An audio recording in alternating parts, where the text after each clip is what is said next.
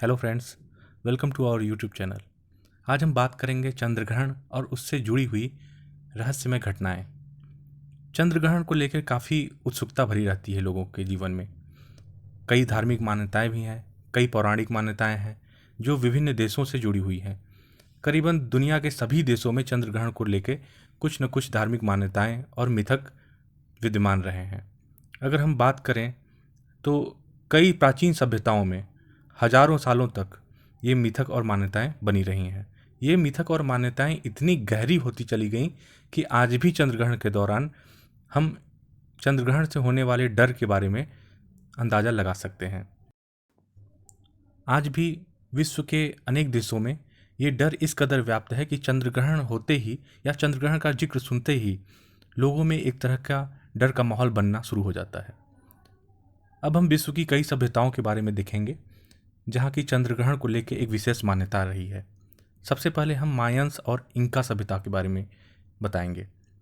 माया सभ्यता आज के वर्तमान समय में अगर इसके लोकेशन को देखें तो मैक्सिको कंट्री जो है वो माया सभ्यता से संबंधित थी, और इंका सभ्यता अगर वर्तमान लोकेशन इसकी देखें तो पेरू कंट्री जो है वो इंका सभ्यता से संबंधित थी।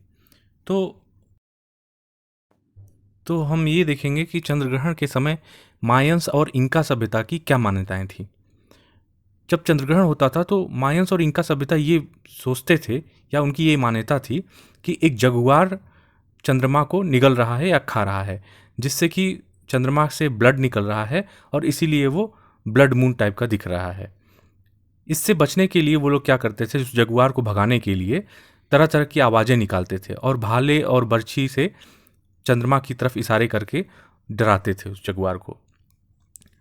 अब हम देखेंगे मेसोपोटामियन सभ्यता के बारे में कि मेसोपोटामियंस क्या सोचते थे, उनकी क्या मान्यताएं थी चंद्रग्रहण को लेके। सबसे पहले हम ये देखेंगे कि मेसोपोटामियन सभ्यता कहाँ से संबंधित थी।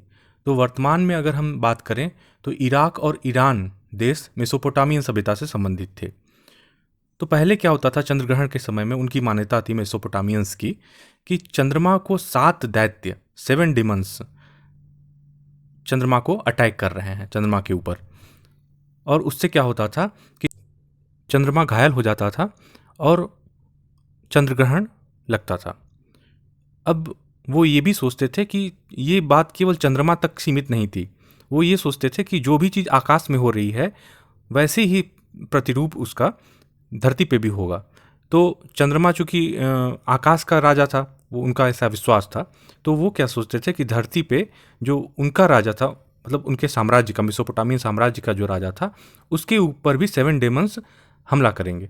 तो उसके बचने के लिए वो लोग क्या उपाय करते थे कि वो एक डमी राजा की नियुक्ति करते थे।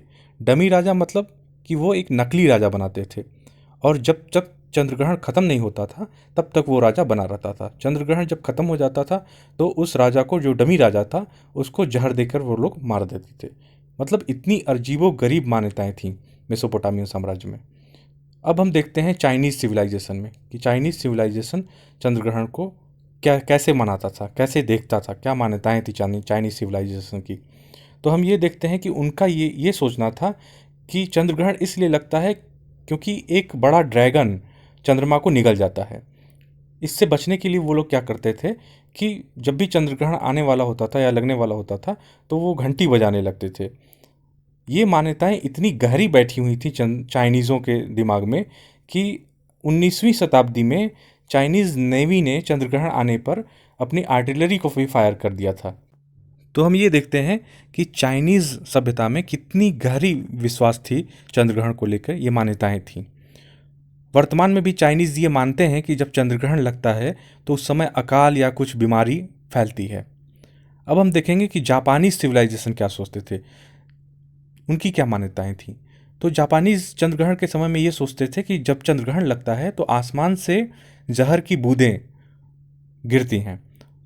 तो उससे बचने के लिए वो लोग क्या करते थे, अपनी जितनी खाने पीने की चीज़ें थीं उसको ढक देते थे। और आज भी वहाँ पे ये मान्यता है कि चंद्रग्रहण के दौरान खाने पीने की चीज़ों को ढक दिया जाता है। अब हम देखेंगे इंडियन सिविलाइजेशन की, हिंदू धर्म जो है चंद्रग्रहण को कैसे देखता है। तो आपको पता ही होगा कि यहाँ पे एक मान्यता है कि राहु और केतु चंद्रमा और सूर्य को अपना ग्रास बनाते हैं, मतलब कि उन्हें निगल लेते हैं।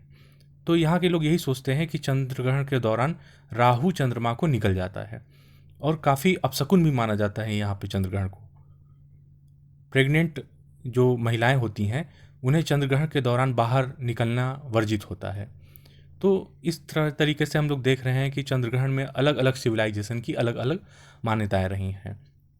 बट सबसे बड़ी चीज़ आज के समय में क्या है कि वैज्ञानिक उन्नति होने से हम लोग हर चीज़ को वैज्ञानिक दृष्टिकोण से देखते हैं, और ये बहुत हद तक सही भी है कि जैसे जैसे विज्ञान आगे बढ़ता जा रहा है हमें हर चीज़ों को, धार्मिक मान्यताओं को, अंधविश्वासों को विज्ञान की कसौटी पर खरा करके तब देखना चाहिए। आपको ये जानकारी कैसी लगी, इसके बारे में हमें फीडबैक ज़रूर दीजिएगा, और आगे भी हम आपको ऐसी ही अनोखी जानकारियों के बारे में बताते रहेंगे। Thank you very much.